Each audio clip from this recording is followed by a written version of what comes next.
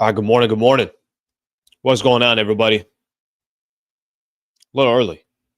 I think it was 58 when I started. Just for the record, I want everybody to know. I think I started at 58. If I'm ready to go, I don't want to just sit here and wait. So I might as well just get the show started. All right. Thank you very much for tuning in.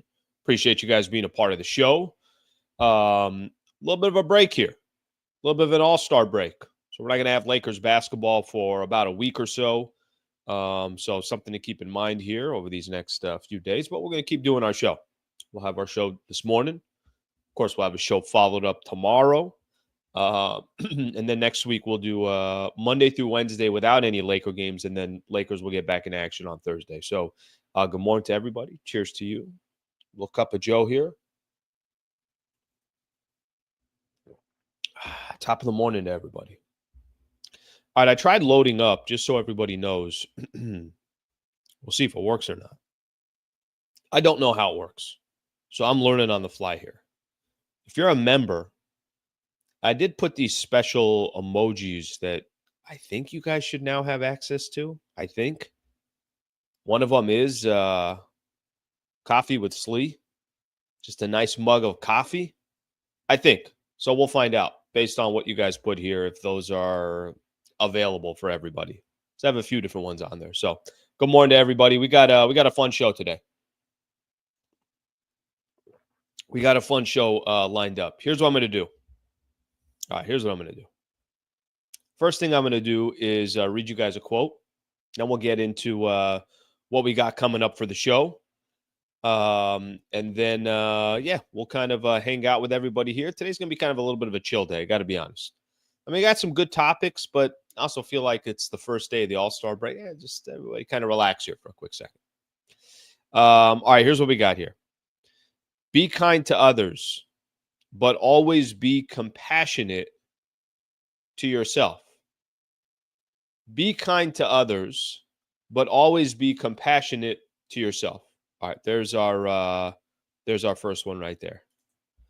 All right, so some people are saying, yeah, I don't know if how these load up and everything else, but anyways, I'll let you guys kind of figure that out. If not, I got a call later today to try to figure that out. All right, here's what we got going on for the show today. Our good buddy Jovan Buha is going to be joining the show at about 8:30. So we'll get his thoughts on just where the Lakers are right now, his thoughts on this last couple of weeks, especially this last week with obviously with Luka Doncic. So we'll get a chance to connect with him. Lakers lost to the Jazz yesterday. Honestly, I don't really pay too much attention to it. I think the big thing for me more than anything else is just the lack of size. Lakers they're just so small. I mean, and even not even having a guy like Dorian Finney-Smith yesterday, it seemed like you were missing everything. So that lack of size, I think, is going to come back and haunt them at some point. 32-20 going into the break. So what does that exactly mean? I'm going to be very, very curious for everybody to just kind of get their thoughts on Lakers positioning right now, right? Just curious on how you feel about the Lakers coming out of the break. I want to get people's thoughts on Luka so far. We've only got to see 2 games with him so far. I thought it was kind of interesting. I brought that up in the post-game show yesterday. I kind of saw it was a little bit of a surprise of some of the different comments that I was getting in regards to Luka. So we'll spend a little time on that. Dalton Knecht spoke for the first time yesterday. He did have something that was interesting. He had some kind of quote there that was a little bit interesting. Not that I think anything's going to happen with the trade, like it's going to get forced to go through or anything like that. But he did say something that was like, well, that's interesting. It's a little interesting right there. And then Adam Silver, I guess NBA fans were all asking him right after the trade when Lakers got Luka to basically veto the trade. I want to read a couple quotes from that because it's basically like, hey, I don't have veto power. And everybody's like, yeah, no, but David Stern did it with Chris Paul. So we'll get into that as well. Appreciate you guys hanging out. Thank you for being a part of the show. Let's get a couple of these comments in here right out the gate, and then we can go from there. I want to see something here real quick because I think on mine, I just want to see. All right. We'll try to find out a little bit later. Okay, let's look at a couple of these comments here real quick before we get the show started, and then we'll get going here. Checking in from New York. Good morning, Odell. Thank you for being a part of the show. What up, Slee? Reeves came back to earth. Stop shooting threes. Good morning, Sleeva. Let's see. Missed the post game yesterday. Has everyone turned against the entire roster? Yes. Yes, that has already happened. You know that's already happened. All right. Get a couple more of these in, and then we'll start. Len is awful. Yep. I was getting that a lot. Sliwafucius. Maybe Slifucius. Might be a better one. Luka's rusty. Luka doesn't weigh 270. I see that. All right. So much traffic. Well, at least I'm trying to help you a little bit here. Good morning, Slee. Good morning, everybody. All right, let's get started here. So Lakers lost to the Jazz yesterday. Again, I'm not trying to sit here and make a big deal about Lakers losing to the Jazz. All right, so good. So these I wasn't noticing them on YouTube. So these emojis are showing up. Great. Yeah, because I use a program called StreamYard. So StreamYard's not going to actually show them. But if you guys see it on here, if you are a member, there are kind of some different emojis that we created. One's it's a Fugazi. I got a quote of the day one on there. I got roll call on there. I got a glass of bourbon on there. I got a cup of Slee on there. So we're adding some as we go here. So we'll keep that bad boy going.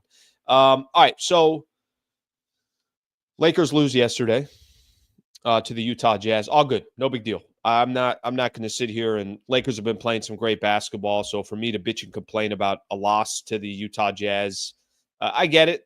Some people will bitch. It's only their 12th or 13th win or whatever the case is. And Utah blew out the Lakers. It was never really a close game. Lakers gave up 33 points in the first quarter, 31 in the second, 40 in the third quarter. I mean, just a bad game for the Lakers. Any way you want to slice it, it's a bad game for the Lakers. But you're going to have bad games. Austin Reeves was awful from 3, 1 of 10. I thought Luka has been very average in his first 2 games as a Laker. We'll get into Luka in a little bit. Lakers couldn't play any defense if their life depended on it. Couldn't get any stops. A lot of buckets around the basket. Utah was able to do whatever they wanted. The reason why it's not a big deal to me is because they've been playing such great basketball over the course of these last 30 days. One of the hottest teams in the NBA had won maybe 11 of their last 13 games or 12 of their last 14. It was something along those lines, but they've been just phenomenal. So you can't really, bitch and complain too much if they lose a game in the NBA against Utah Jazz. This happens in the NBA all the time. Were they clearly ready for the All-Star break? Clearly they were. I don't know how much they were really kind of caring or paying attention to this game specifically. But this is the one thing I'll take away from last night's game that is so obvious, and how teams are going to really, really try to take advantage of the Lakers. It's just no size. Like, I have a difficult time thinking that the Lakers can make a real run with that lack of size. Now you could say, look, Jackson Hayes only played 7 minutes. I get that. Alex Len had absolutely no idea what was going on yesterday. He literally just joined the team and was thrown in. I'm sure he didn't think he was going to be playing 22 or 25 minutes or whatever the case is. That's not what Alex Len was signed up for the Lakers for. With that in mind, and then Dorian Finney-Smith clearly not playing, Gabe Vincent not playing, so you're losing a couple defenders there. But it's the Utah Jazz. We made Walker Kessler look like Hakeem Olajuwon. Lauri Markkanen look like Tim Duncan and David Robinson combined. Made the Utah Jazz look like they were unbelievable. My one big issue that it's so obvious, and everybody knew it was obvious, so did Rob Pelinka when he was trying to make a trade for Mark Williams, is can you really make real legitimate noise with that lack of size? Like, how much noise can you make if you're a squad out there? Again, not every team. Like, we are very well aware the way the Lakers are built. But let me use Dallas as an example last year when Luka got them to the NBA Finals with Kyrie Irving. They still had size, right? It was their strength might not have been their size, but part of their foundation was their size. So if you're trying to win with Luka, trying to win with LeBron, trying to win with Austin Reeves, I thought last night was just kind of get some cold water, pour it over your face, and it's kind of a quick wake-up call if you're a Laker fan, because you've been in this like honeymoon period for the last month where everything has gone perfect. And it didn't matter whether LeBron was playing whether LeBron was playing or not, whether AD was playing or not, whether Luka was playing or not. It didn't matter. Lakers were finding ways to win. It was incredible. Beating teams like the Knicks, the Celtics, the Clippers, Indiana Pacers, a lot of teams over 500. Tremendous success the Lakers were having. And you almost kind of weren't even paying attention to. We all know that they don't have size, but we weren't paying attention to it because there's not really much to pay attention to. You're just, again, giving credit where credit's due, and the Lakers deserved all the credit in the world. Last night was a little bit of they don't have any bigs. They don't have any bigs. Jackson Hayes will eventually, obviously be there. Alex Lynn will eventually be there. Dorian Finney-Smith will eventually be there. You got some help coming, but I don't think any of those are this. For example, if the Mark Williams trade had gone through and Mark Williams hadn't played yet, you would say, okay, it's not perfect, but Mark Williams that's a true legitimate 7-footer who's young, who's bouncy, who's athletic, who can hold down the fort for a while. And then you could bring in Jackson Hayes off the bench. There was an article yesterday, and I'm going to bring it up. I'm going to wait on it, but I'll bring it up with Jovan, because Jovan brought it up on his podcast that the Lakers could still potentially go out there and try to get, some more size and go try to get another rim protector or something along those lines. But I'll wait on that. So we'll see if they actually, obviously have the ability to address that. Will they address it and everything else? So takeaway last night from the game against the Jazz. No big deal. No problem. All good. But I think it is clear that they're going to have issues that are going to come up that I don't think there's a solution for in the near future. Really, the only way they probably have a solution, that solution probably does not come until the offseason. That's what it feels like, at least from my perspective. Okay? All right, let's kind of keep moving here, and I don't want to just sit here on this one game against the Jazz. 32-20 going into the break. 32-20 going into the break. This is a good comment right here. Offseason Lakers must go get Kessler. He looked good yesterday. Do you know how many blocks Walker Kessler had yesterday? Kessler had 6 blocks yesterday. Kessler looked like a beast yesterday. Maybe Charles Barkley can suit up. Let's find out. I like that. I like the Charles Barkley. Is Shaq available? Phenomenal. We got everybody with some phenomenal suggestions. Here's the sad part. I don't think anybody's available.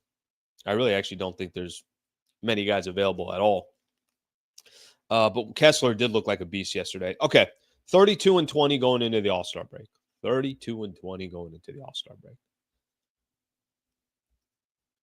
I think, I said this a little bit yesterday during the post-game show. I do think the Lakers are in a great spot in the West. 5th place in the West. Right there with Houston for that number 4 spot. Denver won yesterday, so they got a little bit of a cushion. Not much. 2.5 games on the Lakers, so nothing crazy or anything like that. Denver's balling right now. They've won 8 in a row. OKC has won 7 in a row. So there's some teams right now in the Western Conference that are just completely killing it. But with that in mind, 32-20. So here we are. It's the break. We kind of have an idea now what the Lakers roster is going to look like. You got 30 games left to figure it out. I don't mind the position that the Lakers are in. I really don't. I don't have any issue with the position the Lakers are in. I think the biggest question for me is trying to predict what this squad's going to be in a month from now.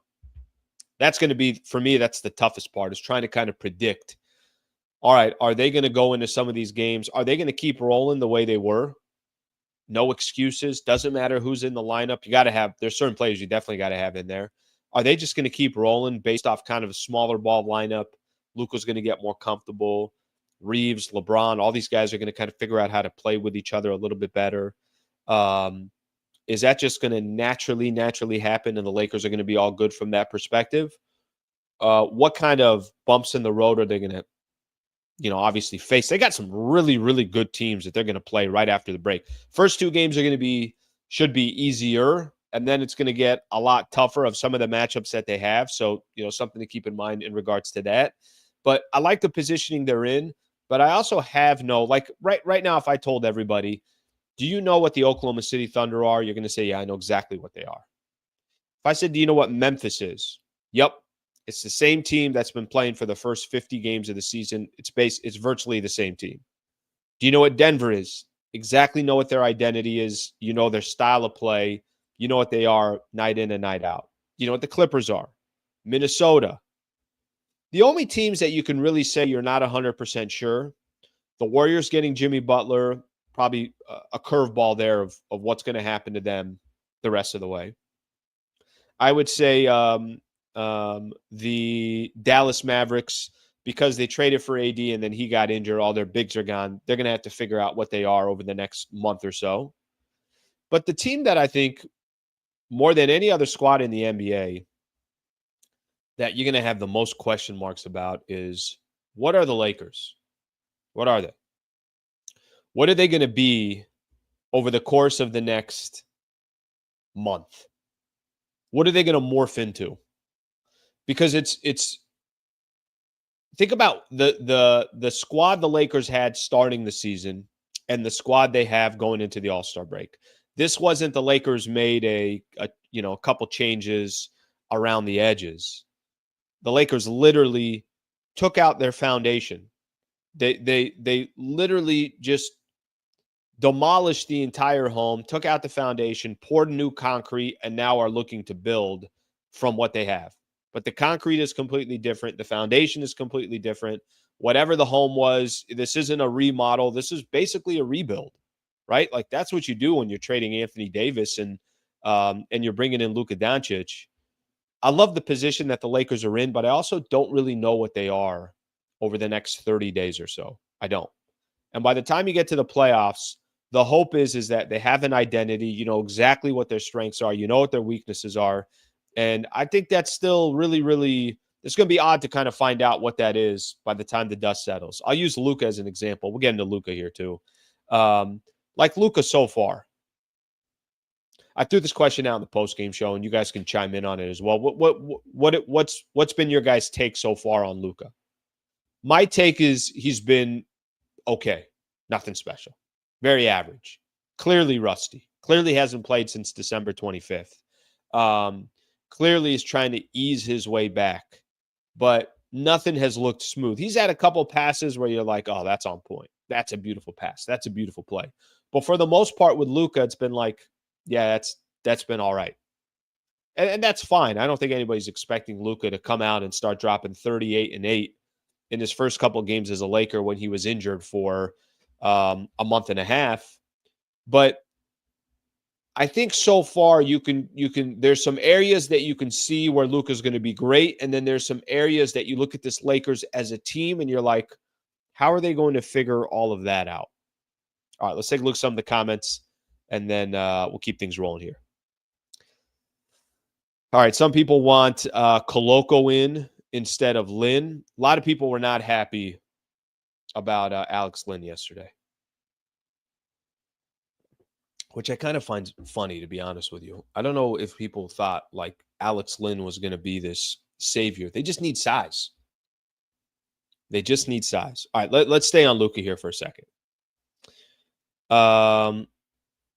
We play the Nuggets 3 times soon. That will show. Love that. I'm. You guys know my barometer games. I need an emoji for a barometer game. I need one of those. I'm well aware. Somebody has told me this in the past. We'll get one out there. But there is something about what they'll look like against some of these elite teams. Because, guys, I'm not trying to pour cold water here, but The stretch that they were on was unbelievable. But you need them to go on a stretch like that with Luka, with LeBron, with Anthony Day, or with Austin Reeves, with this kind of new team that they have here. All right, let's take a look here at a couple of these. Luka has to shake off the rust. Might take him 10 games. Let's see what we got here. Need Luka being real Luka. Oh no, he's looked nothing like Luka. Nothing like Luka Doncic. The Luka that he's eventually going to be, he's not looked anything like that. But I also wasn't expecting, maybe I was expecting it a little bit because there's just so much excitement around Luka, and you can't believe that he got traded, and all the conversations we had about the Dallas Mavericks. What the hell are they doing? This and that. Maybe there was a little bit like he was just going to walk on the floor at Crypto or last night at the Delta Center, and he was going to give you 35, 9, and 9, and he was going to talk shit to the crowd. And, maybe there was a little bit of like, oh my gosh, this is all just going to happen right away. Clearly, it's not going to happen right away. It's going to take a second. Mid Luka so far. He played 17 minutes, but was probably playing hurt. I don't think the Lakers are going to do anything to take a risk on Luka. They're going to take their time like you couldn't believe. They will. All right, Luka overrated. All right, we're 2 games in. Luka is below average defender, average shooter. Only 2 games after missing over 20 games, he's rusty. It's funny. This is part of the reason why I wanted to get these comments in. Because yesterday when I did this in the postgame show, there was a little bit of like, wow, people are very critical already on Luka. Give the man a quick second. But that's the truth. People were already critical on Luka. Let's see what he's got here.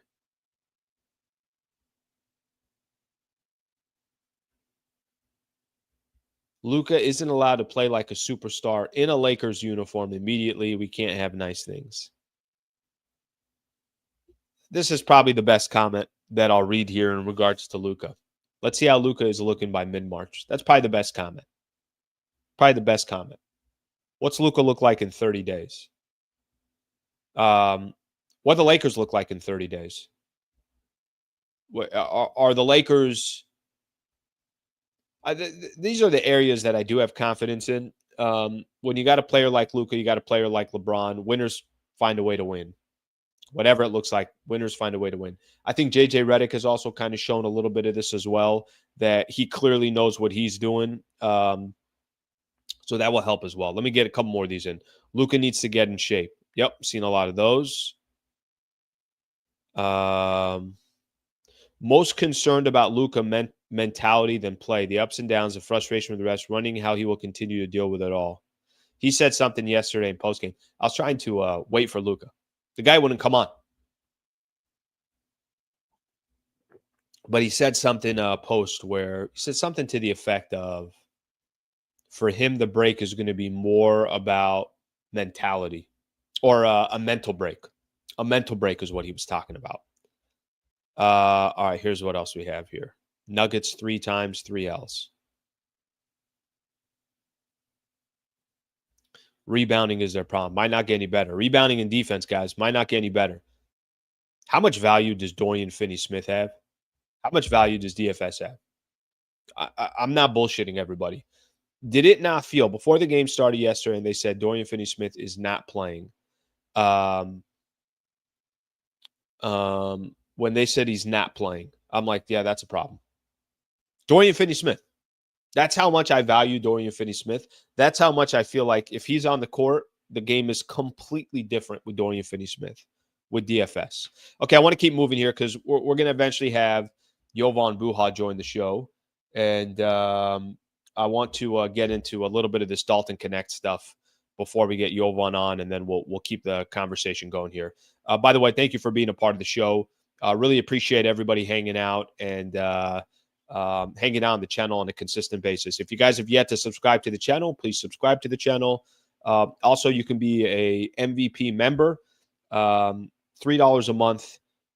Special emojis. We just came out yesterday with some. People are using them today. They're all inside jokes. If you know the show, if you know, what we've been doing, basically everything is going to be part of kind of the community. You guys will know what those are.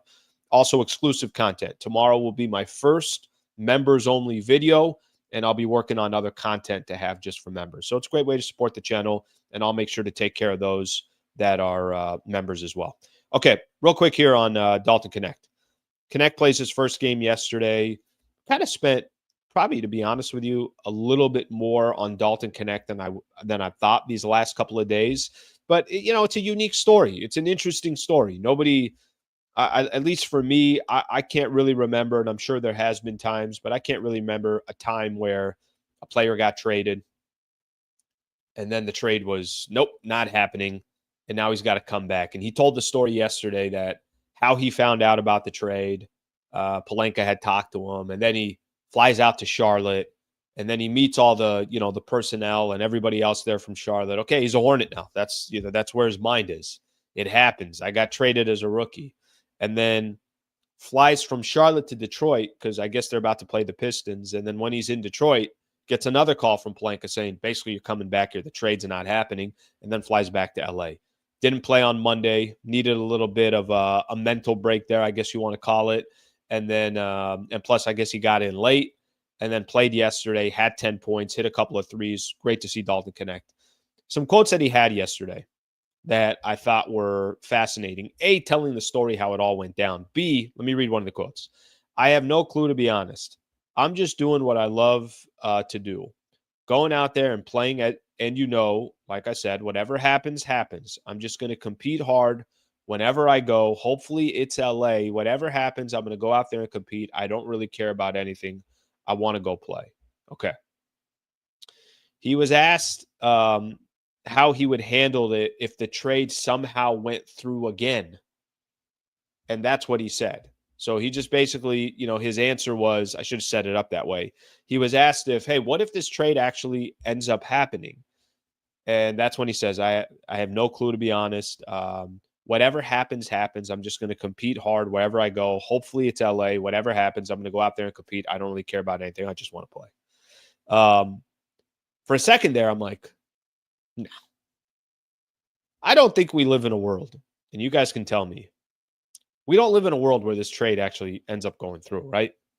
And there's probably Laker fans now that probably saw the disadvantage of size that the Lakers had against Dalton Knecht, and are probably saying to themselves, I hope this trade does go through. I don't think it's going to happen. I put out a video yesterday. Dave McMiniman was on with Rich Eisen. They're talking about a mock trial or something like that. I don't know what the hell's going to happen. I don't expect anything to happen. But I do like the way Dalton Knecht kind of handled everything. Super professional. Didn't look like he was, out there and upset. JJ Redick said before the game, he's like, was JJ, I think he said it after the game. He's like, I'm done talking about it. Dalton Knecht's a Laker. That's it. We're done. I don't want to hear about the trade anymore. So I think everybody's kind of trying to turn that page. But Knecht, as somebody that's a rookie in the league, I'm curious to see how he reacts to it, how he looks, how comfortable he is. And listening to him in that presser yesterday, I was impressed. I was happy for him because I do think there was a little bit of like, all right, I'm good. I'm done. Whatever happened, happened. I'm here in LA.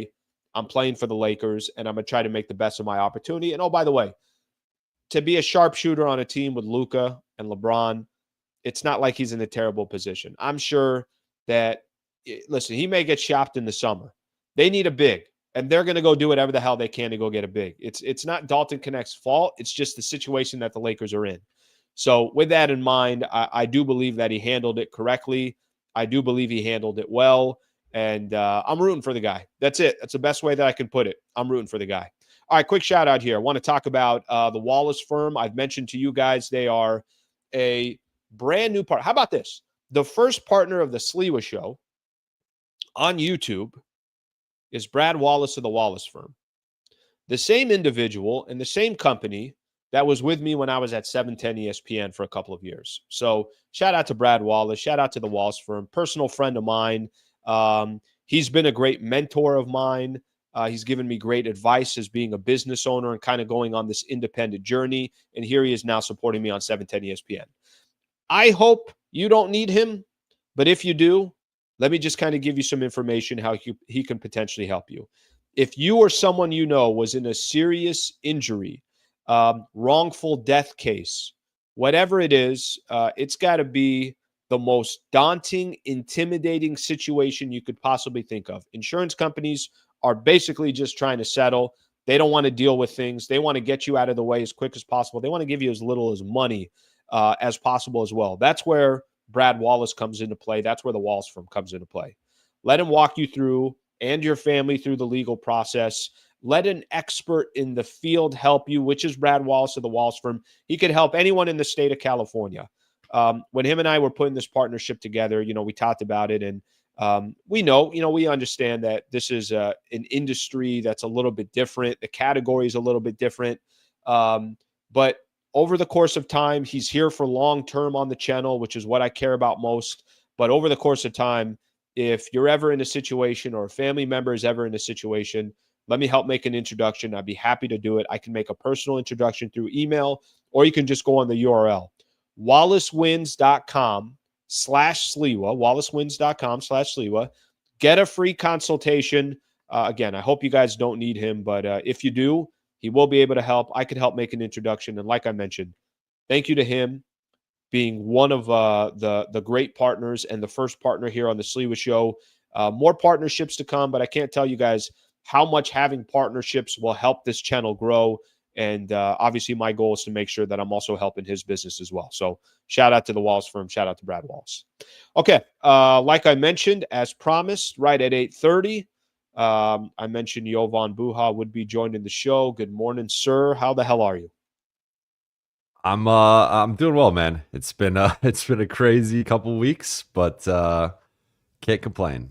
You in Utah right now? I am. Okay. Yeah, I know you. I'm imagining probably hard to the hoop last night, club after club. Utah's this is the city, right? This is the city where all the players this say is the big nightlife city, yeah. As long as you do it before midnight. Not Miami, not LA. How are you, brother? Thank you for coming on. Thank you for having me. I appreciate you. All right, let's start with this. It's an L. Took an L in Utah. It happens. The world's not going to end. The one thing that I will say that I think is kind of not that it's a surprise or a shock, but yesterday was the first time to actually see it. The lack of size. Yes, Jackson Hayes only played X amount of minutes. Obviously, we know what happened with the Mark Williams trade. They tried getting Alex Lynn in the buyout market, which they did. Not having Dorian Finney-Smith is clearly a big difference for this team. But, Jovan, as you look 2 weeks down the road, 30 days down the road, 2 months down the road, what's your level of concern, maybe is the right way to put it? It's just the predicament that the Lakers are in. What is your concern that from a size perspective, rebounding perspective, points in the paint, how much is this just going to be a conversation, do you think, for the remainder of this season? I think it's going to be a conversation because I think if you look at this group and really the top 8, which I would consider the starting lineup, plus Dorian Finney-Smith, Jared Vanderbilt, and Gabe Vincent, like there are some clear strengths, and we've seen that. This group, like I said on my show last night, like this group has won 12 of 15, and I don't think we should lose perspective of that. They were at one point in the season kind of like a fringe playoff / play-in team, kind of in that like 6 to 8 range, and like they were there for a while, and they played their way into the home court advantage conversation, and I think they have a legitimate chance to potentially finish as high as like number 3. I mean, maybe even number 2, depending on how the rest of the season goes. So I don't want to lose the big picture perspective of how this team has been playing and how well they've been playing. I mean, I looked it up last night. Past 15 games, they're number 6 in offense, number 4 in defense, and number 4 overall in net rating. And the 3 teams ahead of them are OKC, Denver, and Cleveland. So Boston's right behind them. So like they're right there in that elite class of, I would probably say those are the top 5 teams in the league, and the Lakers are right in that mix. Certainly, I'd put several of those teams ahead of them, but just wanted to kind of preface everything with that. That said, looking at the top 8, defensive rebounding and rim protection are 2 clear concerns, and I think the Lakers are probably going to have to win in spite of those weaknesses. Because I think to quote AD from I believe it was last season, like the cavalry is not coming. Alex Len is not the answer. Maybe there is a buyout player that ends up shaking loose that the Lakers can offer a starting spot or at least a prominent bench spot. And maybe that player can come in and have an impact. But until that player does become available, and there's no guarantee that caliber of guy becomes available, just looking at it, like I think Jackson Hayes has improved defensively. I think the rim protection's been better, the shot blocking's been better, but he's always been a below average defensive rebounder for a player his size. Then I mentioned the top 8. There's not another center in that top 8. And they do have, like, Luka's a good defensive rebounder. LeBron's a good defensive rebounder. Vando is obviously a good defensive rebounder. Then a guy like Dorian doesn't get a lot of rebounds, but boxes out well. So, like, they have, like, wings that could do those types of things, but they don't have the Anthony Davis or that type, even like that caliber of rim protector or defensive rebounder. So, I think this is going to be an issue that they're going to have to overcome internally and figure out kind of the best way to get past it. But they might just have enough offensive firepower and playmaking and shot creation that it ultimately doesn't matter, at least in the sense of like they still make the conference finals or have a deep playoff run. But I think if as constructed, barring injury or whatever, if this team loses at some point in the playoffs, I think it will likely just be a size thing where some team overwhelms them with offensive rebounds, points in the paint, easy. Like last night, it was the second. And it's crazy we're talking about Jackson Hayes within all this, but like Jackson Hayes goes out and it turns into a layup line. Like that's what happened last night. And I was kind of down on the Alex Len signing. Like I watched like 45 minutes of his film. I went through all of his stats. I looked at all his box scores in Sacramento, and it was like, he was basically the 3rd string guy in Sacramento that they just didn't like. He's averaged single digit minutes for 3 straight seasons. And that to me was a little bit of a red flag of like Sacramento kind of needs the skill set of Alex Len.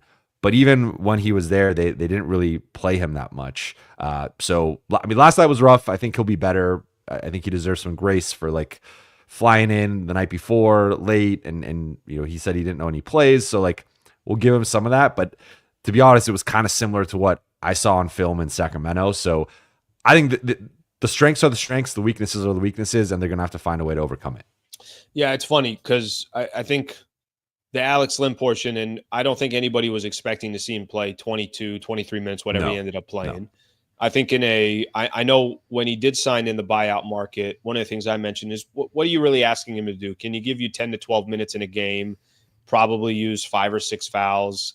Kind of everything is predicated on who you're playing. And if you just need a big body out there, but if you're asking him, and I get it, and this is just going to be fan reaction, but everybody was so critical about him yesterday. I'm like, well, the problem is what your expectations were. If your expectations were that, you thought he was going to come in and be something to kind of clog up this or clog up that, that's just not Alex Len. And frankly, and I love what you were saying about his time with the Sacramento Kings. It hasn't been him in years anyways, so it's not going to just all of a sudden come out of nowhere. Now, if Hayes is healthy, how many minutes does Alex Len play last night? If Dorian Finney-Smith is around, what is JJ Redick being a little bit more creative with saying, okay, I'm going to probably use Len 8 minutes or 9 minutes rather than 22. I don't know if yesterday was the perfect example of it. 100%, because I mean, I think the other thing we saw last night was the fragility of this rotation, because I went through it and it's like within the top 8, they kind of need everybody. Like just going through it, Jackson, we saw the importance of Jackson, and the Lakers were actually +2 in Jackson's minutes last night. So they had outscored Utah. It was only 7 minutes, but I think if Jackson is healthy, I don't know if they win the game, but I think the game is closer. I don't think they get stomped the way that they get stomped if Jackson is playing. But we see Jackson's importance. So of course, Luka, LeBron, Austin. I think those three go without saying. DFS and Gabe, though, I thought last night we really saw how much Absolutely. they miss those two. And like the Lakers' three best defenders right now in the rotation are coming off the bench: DFS, Vando, and Gabe in some order, however you want to rank them. And Gabe and DFS in particular are their two best two-way guys, because both of those guys are plus 3-point shooters and plus multi-positional defenders. So like missing those two guys really hurt them. Of course, Vando's come in, made a huge difference with the rebounding, the energy, the defense. And then, Rui's been shooting the ball well, playing well offensively. So I don't really think they can afford to miss any of those players in the Sure. top 8. And that, I think, was what was kind of exposed last night, of like they were essentially missing 3 of their top 8 players. And I don't think this team has the depth and really the versatility to replace those 3 players, especially on human element. Last game before the All-Star break, they just Right. beat this team by 20. And I think they were a little overconfident. And then, you got Alex Len coming in, not knowing the playbook. There was just a lot of things that went against them. Doesn't excuse the loss. I still think they should have won. I still think it was a bad loss. But I think we've learned now, like for this group to hit their ceiling, I do think moving forward, they're basically going to need those top 8, or at least like 7 of them, to be available on a nightly basis. And if any of those guys are out, I think they're going to it's going to be hard for them to just overcome that. Yeah, it's kind of funny, and I want to ask you one more question about bigs, but it's funny, before the game started yesterday, and you see, okay, DFS isn't going, Gabe's not going. Instantly in my mind, I'm like, yeah, that's a big problem. Like, even Gabe, if I'd have told you a month ago, Gabe Vincent's not playing a game, I don't know if I'm losing sleep over it, but yesterday I'm like, yeah, no, they need all those guys, and a lot of the run that they've been on, which has been such an incredible run, because there's games that AD was out before he got traded. Obviously, losing Max Christie, part of that deal. Luka didn't come in right away and start playing. You had Luka and LeBron sit in the game against the Pacers. It's been guys like DFS and like Gabe Vincent and like Rui Hachimura have been the guys that Jared Vanderbilt, been guys that really stepped up. You said on your pod, so for those who don't know, Buha's block on YouTube, Jovan killing it, doing what he's doing, but you can catch it, and I'll put a link here in the description so you guys have a link there. You should subscribe to that channel as well. Jovan, you said on yours, and I just want to throw, you said that the Lakers, and you mentioned it here too, that they could still potentially go out there. Maybe somebody else gets bought out. And I think the 3 names, and you tell me if I'm right on this, you mentioned Chris Boucher, you mentioned Kelly Olynyk, you mentioned Larry Nance Jr. Any of those realistic? Like, do you think that there's a good chance that the teams that they're on might say, you know what, we're going to move on from these players? Well, Larry Nance Jr. has since gotten injured, so that one we could probably cross off the list. And out the other 2, is he out for the? I think he's out like 6 weeks or something like that. Okay. So it is a bit. The other 2, just wait for a Maxi Kleber in that regard. Yeah. Yeah, and I actually think Maxi Kleber can help them, and he's got a rapport and a lot of reps with Luka and DFS, and stretch big and versatile defender. So I think there's a chance that if he can return in like early April, that he potentially could take that backup center spot moving forward. But I think those are all relatively unlikely as of right now. I think just based on me digging into who are like the potential buyout candidates that could be there, I felt like those are the best names. And even then, like Kelly Olynyk is a stretch 5, and he's a decent rebounder, but he's not a rim protector. He's not like some defensive force. And Chris Boucher is a solid shot blocker and can be, an athletic guy around the rim. But he's far more of like almost like a 4.5 with his offensive skill set. Like it's more of like those 2, I think, are more like talent plays of just like I just think those guys are still rotation level guys to a level that like a guy like Len or a Mo Bamba or someone like that isn't really. So I think it was more just like they kind of fit what the Lakers have been doing with the small ball and the spacing the floor. And are they going to, again, change their defense or even change their fortune necessarily? Like probably not. But I think you could at least like plug them in and not get destroyed the way that last night went.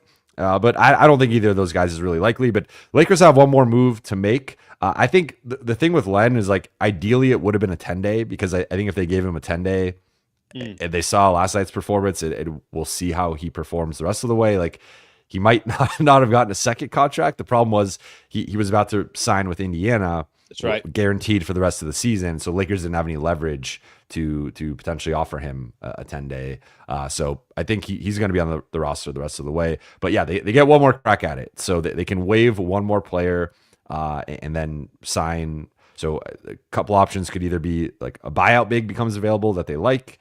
They go and get that player, or they can convert one of their two-way guys later in the season, be it Jordan Goodwin, Christian Koloko, or Trey Jemison. Say it would probably be between Goodwin and Koloko, but I think it depends on how those guys continue to play and just perform. So we'll see, but they have some options. I think they're going to be a little bit more patient with this one because I think that they needed the idea of Len, but again, I don't know how much Len can actually contribute to what they're looking for. I just kind of stay on the big topic for a quick second here. Is anything, first off, how surprised were you what happened with the Mark Williams trade and that it was Pelinka and the Lakers who are, listen, clearly desperate for a big. So, I mean, if it's the Lakers saying thank you, but no thank you, then there must be something that was going on. I know some of maybe the Lakers got cold feet. I don't think so, but anyways. Is there a world where the NBA jumps in and does anything? Because I saw something yesterday. Dave McMenamin was on Rich Eisen. He said, the NBA might have some kind of a mock trial, but I don't think it has anything to do with forcing this trade through. It sounds like it has more to do with, I think Charlotte's trying to save face. They're trying to do everything they can. Mark Williams didn't play yesterday. I don't know what his situation is going to be with Charlotte moving forward. What does that do to his value down the road? Just your thoughts on what happened and your thoughts on if anything else happens moving forward in regards to this. This is a wild situation, and I thought the wildest thing that was going to happen at the trade deadline was the Luka trade. It was kind of hard to top it. It may be because of the magnitude of that. I will keep that as the number one thing. But this is wild because we've seen trades get rescinded because of medicals and because of physicals before, but we've never seen a team fight it like this. And that's the interesting thing. I mean, my understanding of the situation is like, I don't think anything is going to happen. Ultimately, I think that the league will side with the Lakers and the trade will remain rescinded and Dalton will remain a Laker and Mark Williams will remain a Hornet. I think to your point about the Hornets trying to save face, like Mark Williams was up for an extension this summer. That's right. And was going to be a restricted free agent next summer or 2026.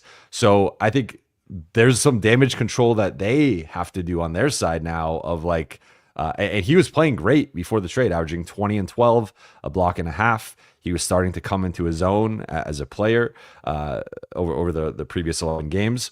So I feel like for them, they were like we have this young big who's coming into his own. He's breaking out. He's about to want to get paid. I mean, based on his production, that's like probably a $20+ million player, $15+ million at least. And now they're like, we got to do the damage control with him.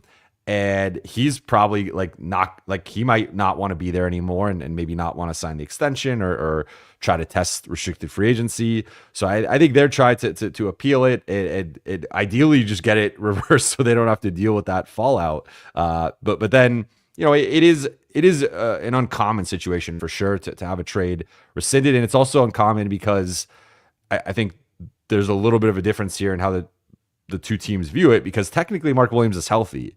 And that's the thing that Charlotte is pushing. But the Lakers are pushing back and saying, well, we found stuff in the physical that we are concerned with longer term. And we were not aware of this. It was not in the medical records that you guys shared with us. And we have some longer term concerns about how he's going to age or how long his career can be.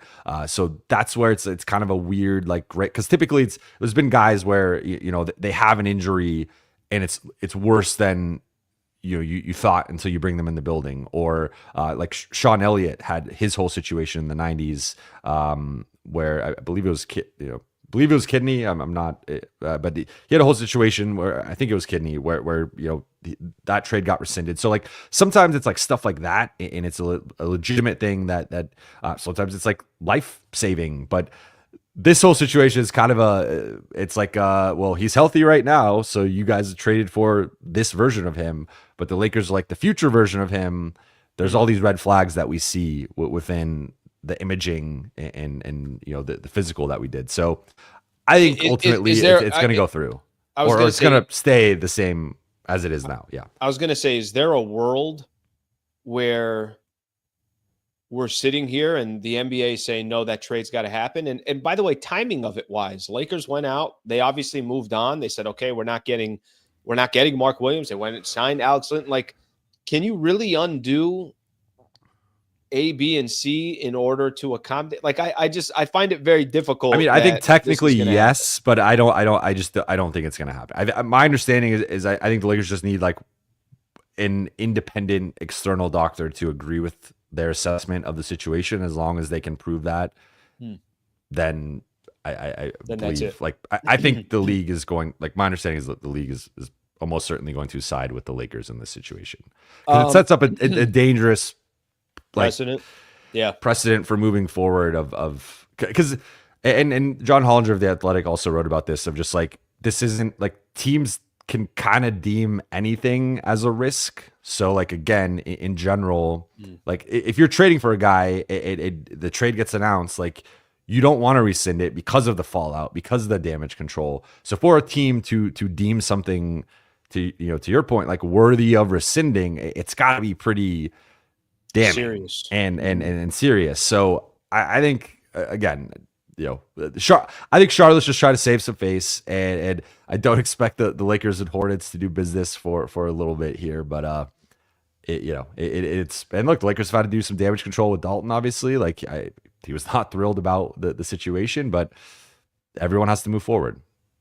Let's kind of play this out here, because I remember when the trade had gone down, and this is more going to be in the offseason, the position that the Lakers are in.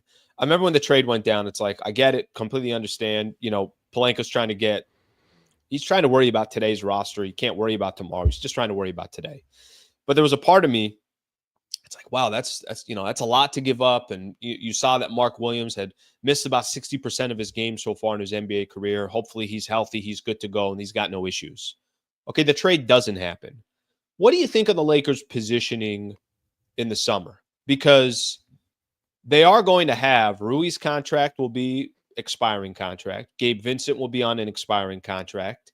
I'm not telling Kleba you Kleba as well. That's right. And he's about 11 mil, somewhere around there. Yeah. So they got like 40 million in expirings. And I'm not saying go trade everybody. Austin Reeves has clearly shown that he's a very valuable NBA player, and his contract does not match his production.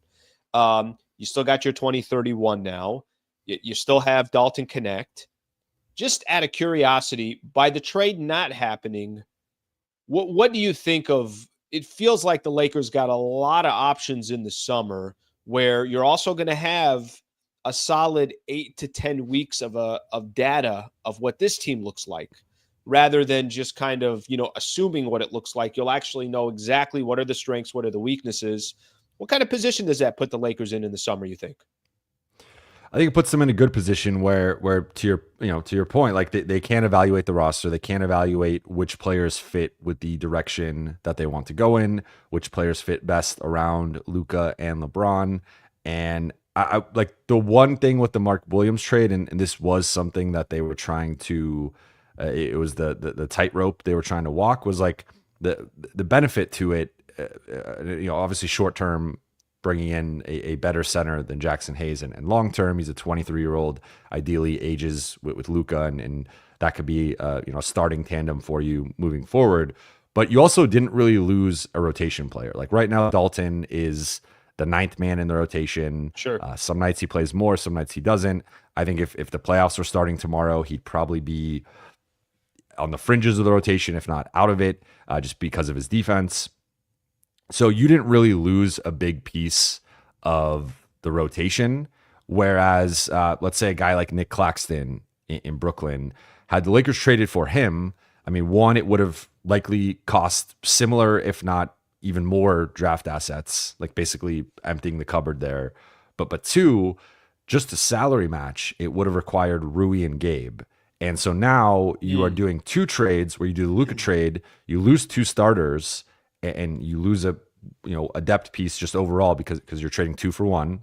Obviously you get better, but just from in terms of depth. Then you do another trade where you do 2 for 1 again, so that now you are net down 2 rotation guys. And yes, Nick Claxton's better than Rui. He's better than Gabe. Luka's obviously better than AD and better than Max. But like the Lakers have been a team that has struggled with depth outside. Like, they've gone 8-9 deep for most of the season. So losing a couple of those guys, now all of a sudden you're getting into shaky territory. So I think that's going to be a calculation for them this summer. What was, again, like they liked that the Mark Williams trade. It was only Dalton and Cam. So you really weren't losing anything in the rotation. It was your back end rotation guy out and a starter in. So on paper, like that is the way you upgrade a roster. Whereas if you do something in the offseason with some of the expiring guys, like sure, those guys are more valuable now and teams are more willing to take them on. But if you trade Rui and Gabe, now we talking top 8. Now you're going to 7, and you got to figure out a way to replenish that depth with potentially limited, maybe your non-taxpayer MLE or maybe a minimum contract or something. So I just think that's a consideration. Like ideally, they can find another rookie contract type guy. Dalton has a strong close to the season, and you could go back into the summer with like Dalton 2031, a pick swap or 2, a second, and you can use that package again to kind of upgrade it with a young center. But I think like Walker Kessler, I don't think is going to be in their price range. Maybe a Jalen Duren. I know that's a guy that they were interested in. I think Detroit wanted to keep him. So we'll see what ends up happening. But I think the one consideration for them is just going to be like the depth element of, yes, like we can find an upgrade at center, but are we depleting our depth too much? And that's a calculation that, again, they're gonna have to figure out, going to the summer. But I will say, like they're in a good spot. They have a lot of assets, and I think it could end up working out in their favor, where they do end up getting a healthier player, longer term, at a better fitting piece, and continue to work with Luka on finding that player. I think it's so funny because a month ago, if I'd have told you the way you just described, you're going to lose Rui and Gabe, right? Hypothetically. A month ago, if I'd have said that, I don't think there's many people, probably you as well. And I'm not trying to say Rui has no value. I'm not trying to say Gabe has no value, but leading up to 30 days ago, I'm the first thing that I'm saying is like, yeah, that no problem. Sounds good. And now all of a sudden we found ourselves this morning saying, not having Gabe last night really hurt the Lakers.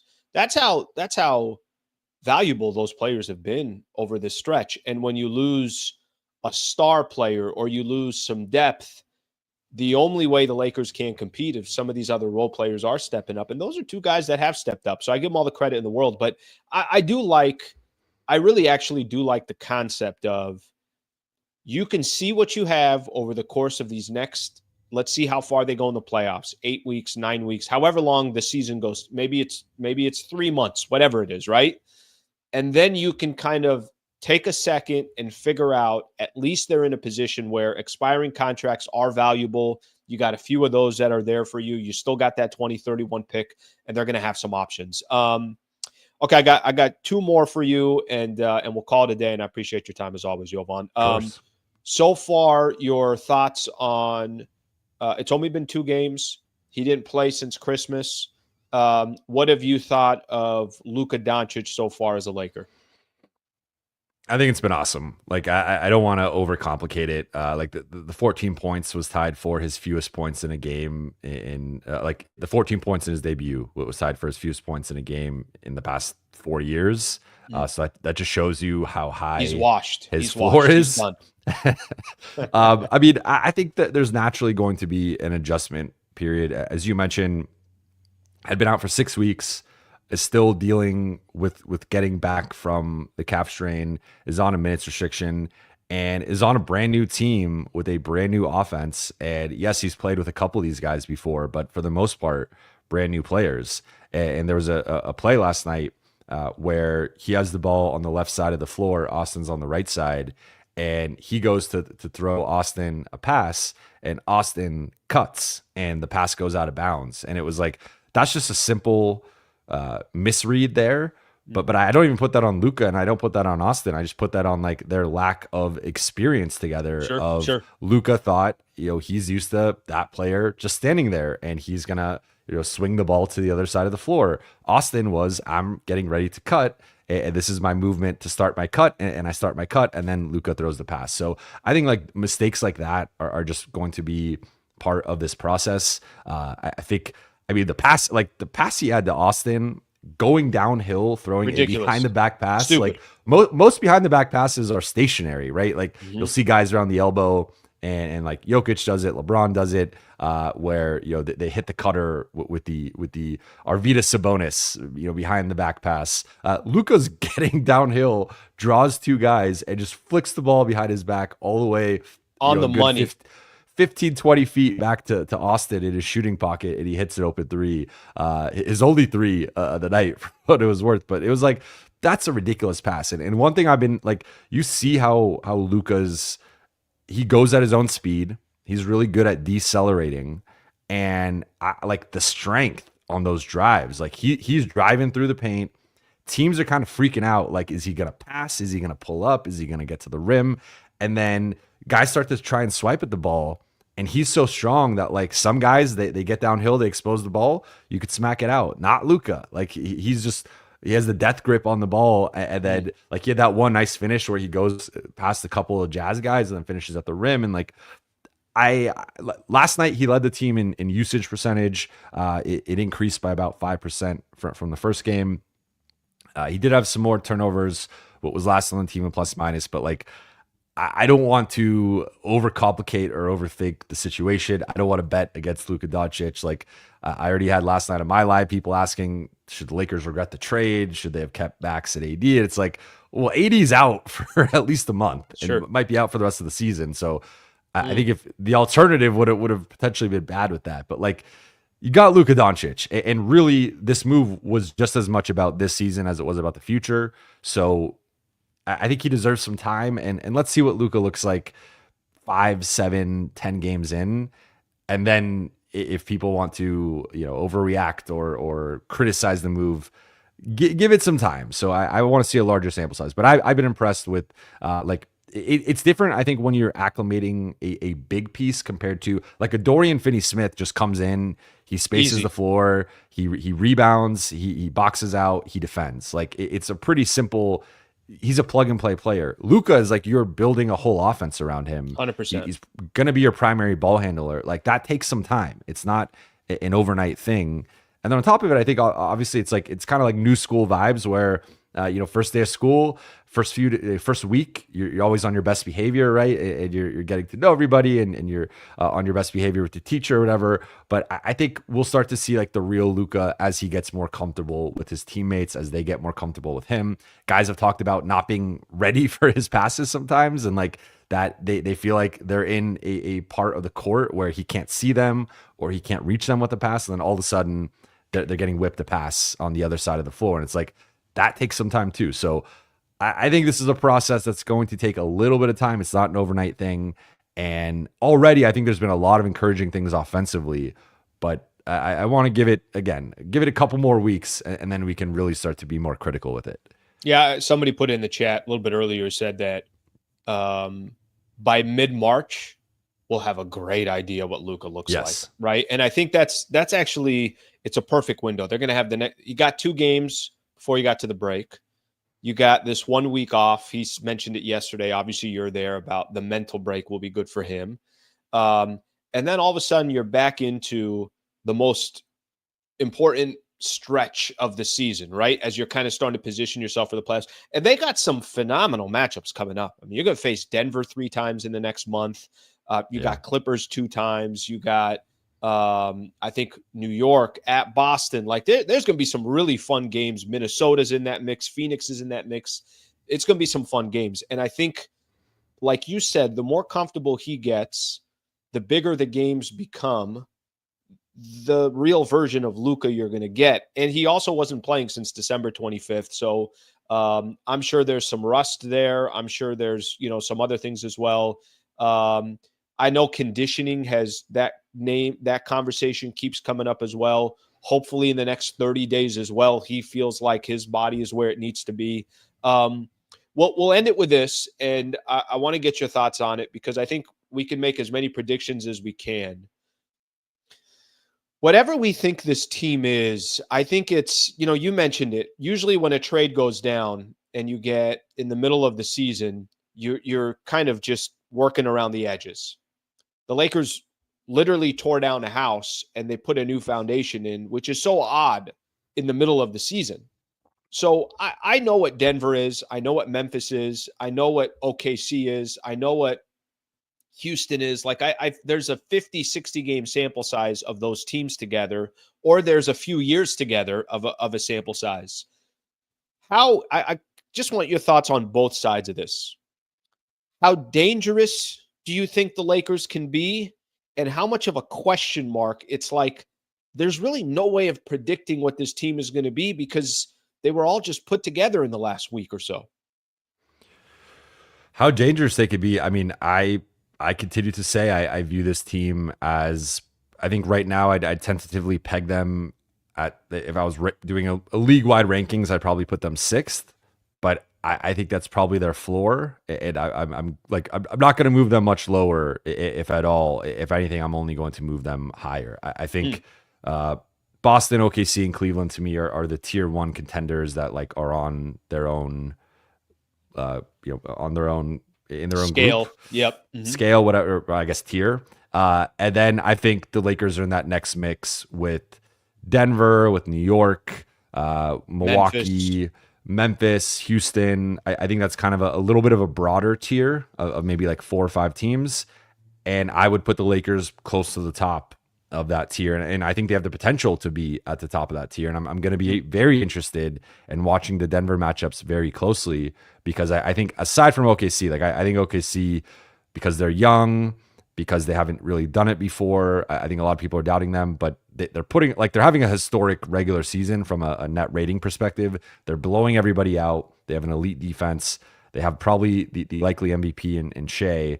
OKC is going to be a tough out. But aside from them, I think the Lakers can beat anybody else in the West. I do have some questions with the Denver matchup, and I want to see, how does Jackson Hayes guard Nikola Jokic, or do they put LeBron on him, or Sure. Rui, or like, how do they handle that matchup moving forward now that AD is out of the mix? But to your point about the question mark, like it is interesting because if you go through NBA history, off the top of my head, and I have thought about this before, the last time a team made a like huge midseason trade and won the championship, again, off the top of my head, is probably the 2004 Pistons with Rasheed Wallace. And that's going back 21 years. And if you look at everything else, like sure, teams have made maybe smaller moves or they had a buyout guy or something, but like a identity changing, like starting lineup changing. Rasheed, I think there were parts of that run where he was like their second or third best player between, it was him, Chauncey, Ben Wallace, Rip, like, so depending on the matchup, his numbers weren't always the best, but like you knew what type of impact Rasheed Wallace was making. That might be the last time a team made like that big of a move. Because again, kind of quickly going through it, I can't. I mean, like the Lakers made the Pau Gasol trade, but then they won it the year after. They didn't win it the year they made got the Pau to the Gasol finals trade, right? Yep. So, like the Heat add. I mean, that's not even at the deadline, but like the Heat add LeBron and Bosh, they don't win it the first year. I guess Golden State adding KD, but that was also an off-season move. They had a full season, so like a mid-season acquisition. I cannot remember a like star level player being added and that team winning the championship. And I think the reason that is just because it is such a shift with your team, with your identity. And the Lakers they played 2 games with Luka. There's 30 more games. So at most, if he stays healthy the rest of the season, doesn't rest, doesn't have a little nick or whatever, he's going to play 32 games with this group going into the playoffs. Like, it's nothing. That is not a big sample Nothing. size. That's less than half the season. So that's the concern, I guess, moving forward. But this group has been playing at such a high level. Again, I know there's some doom and gloom and disappointment after last night's loss, but like this group had won 12 of 15. They've been a top 4 team in the league for basically a month, and I think it's going to take some time to acclimate Luka, but once they acclimate him, I think this is going to be a really scary team that, look, I don't want to face Luka Doncic and LeBron James in a 7-game series. I don't care who else is on the floor. I don't care, what the context is. Like, those two guys are killers. Those two guys both raise their game in the playoffs, and they both have supercomputer minds. They both are smart with game planning. Like, I don't want to play those two guys in a 7-game series if I'm anybody. So I think that gives the Lakers a shot, at least a puncher's chance against anybody in a 7-game series. Great stuff, Jovan. Appreciate the insight as always. Of course, you can read all his articles on The Athletic. And then Buha's block on YouTube. Go subscribe to the channel. He's putting up a ton of Lakers content. I know you guys will like it. So, Jovan, thank you for the time, brother. I appreciate it. Appreciate you. Safe travels back from Utah, and then we'll get back with him after the All-Star break. All right, great stuff there. Good stuff there. Thank you for sitting through that, everybody. Sometimes it's nice, kind of, get a little one-on-one chat going there. Okay, here's what we'll do the rest of the show. I just want to look at some comments. I just want to look at some thoughts from other people, and then we'll call it a day. Northborough AES, same as Philly game, showcase, DHS and Gabe out, not enough dog defenders. I say keep Cam, can't have enough defenders on a long playoff run. Yeah, some of those names that he mentioned potentially, to get back out on the buyout market, sounds like long shots. Kind of interesting. I'll say this, Northborough, thank you for the super here. I'll say this as far as some of the comments, or I'm sorry, as some of, what he was just saying there about a 7-game set. I think we could all agree that Lakers are just not going to have enough time with Luka and with LeBron and with Austin Reeves to feel comfortable about anything. But you also are going to say Luka and LeBron in a 7-game series in the playoffs where they get to over and over dissect you and figure out what your strengths and your weaknesses are. There's probably not going to be a lot of teams that want to play against that. So no guarantee how any of this pans out. I really, really like the options Lakers have in the offseason. Something to kind of keep in mind. You got Luka, and you want to make as much noise as you can with him this year. He's 25. And they got Luka not for this year. They got Luka for this year plus 7, 8, 9, 10 more years with Luka after. So just keep that in mind, because this roster will eventually be built around Luka. And right now it's kind of just piecing things together. Northborough, thank you for the super, brother. All right, let's get a couple more comments in here. By the way, quick shout out here. T, new YouTube member. I'm going to put in the comments here. I'm going to put a link here. If you want to be a member, it's $3 a month. Great way to support the channel. Really, really good start with memberships. I started this about a week and a half ago, and I appreciate everybody coming on. We already got special emojis that are available. And then tomorrow will be my first members-only show. Now, I'm still going to do my show at 8 a.m. If you're not a member, you're still going to get the same content that you're currently getting today. But if you become a member, I'll have special content, different content, a little bit behind-the-scenes content, some Q&As, things like that. So I'm looking forward to starting that as well. So thank you for being a member. If you guys have interest, I left the link there in the description. Okay, let's see what else we got here.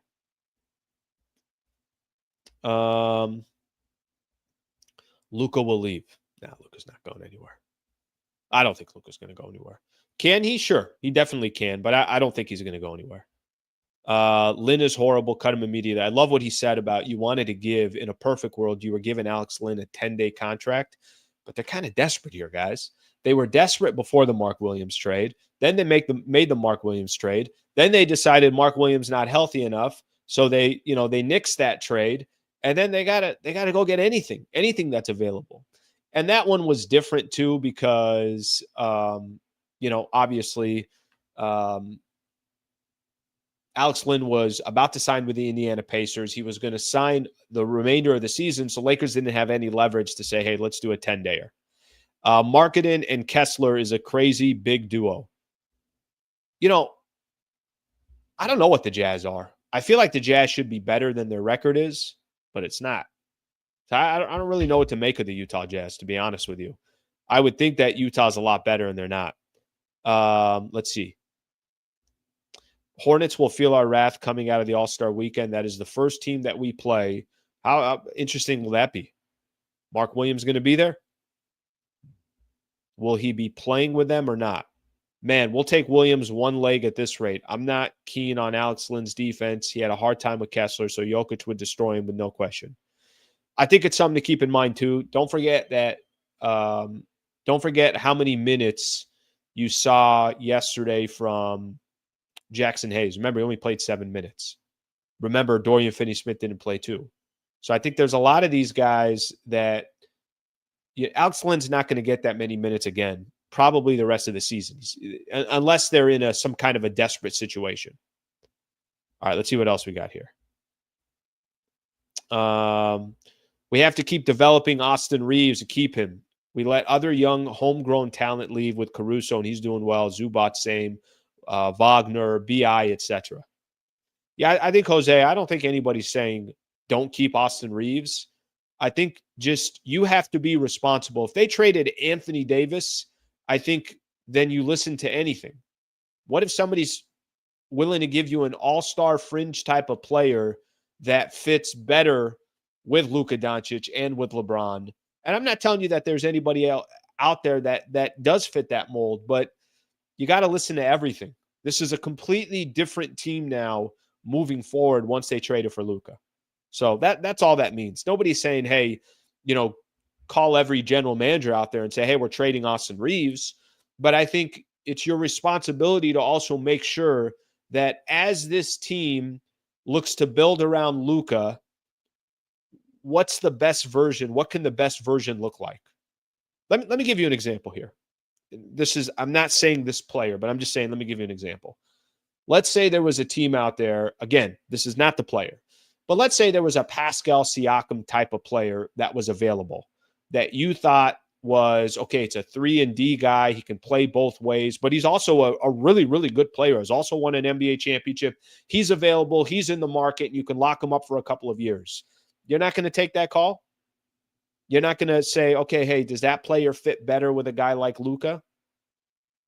So that's the conversation about Austin Reeves. It's not shopping Austin Reeves. It's not saying Austin Reeves got to go. Austin Reeves is an absolute baller, and what he does on a night in, night out basis versus what his contract is, he's beyond valuable. But at the same time, everything kind of changes now once you get Luka. Everything does. All right, let's see what else we have here. All right, let's see what we got here. Is that 6-game win streak we had the biggest win streak we've had in years? I really don't remember Lakers winning 6 in a row. I have faith in this team going far if healthy. Yeah, somebody was telling me that it's been a few years since they had that type of a winning streak. I don't know off the top of my head, but somebody was telling me that it's been that long. It's been a while since they had a 6-game winning streak. I have faith in this team going far if they're healthy. I just want to see more. I think that's the point that I'm making. I think I love what somebody said about let's see what this team looks like in mid-March. By mid-March, you're going to have played some really good teams with Luka. That's all I want to see. What does this team look like? Give me some more DFS. Give me some more, let me see more with some of these other role players that they have. I think it will be fun. I got one last story I want to get into real quick here before we call it a day. All right, let's see what we got here. Did you guys see this story? There was a story out there. Adam Silver, let me grab this here. So Pardon My Take, which is part of Barstool Sports. Adam Silver was on, and I guess he was getting a lot of pressure to potentially veto the trade that Luka Doncic to the Lakers. Let me read this quote here. The answer is no, believe it or not. Talking about if he can veto any trade. He was on Barstool Sports. There's some confusion people have yelled out to me for some reason in the last week or so when I've been at games that I should be vetoing that trade the way David Stern vetoed a trade back in the old days. And there's always some confusion there. And then Adam Silver went on to say that back when they, vetoed the Chris Paul trade. The Lakers were trying to, obviously get Chris Paul. The NBA owned the Hornets at the time, and the general manager, Dell Demps, did not get Stern's approval for the trade. So that's why David Stern found out he vetoed the trade, but he was only able to veto that blockbuster because the league owned the team, not because he was a commissioner. So basically what Adam Silver was saying is, I don't have the power to veto a trade. So everybody that was asking him to veto a trade, he's like, yeah, that ain't happening.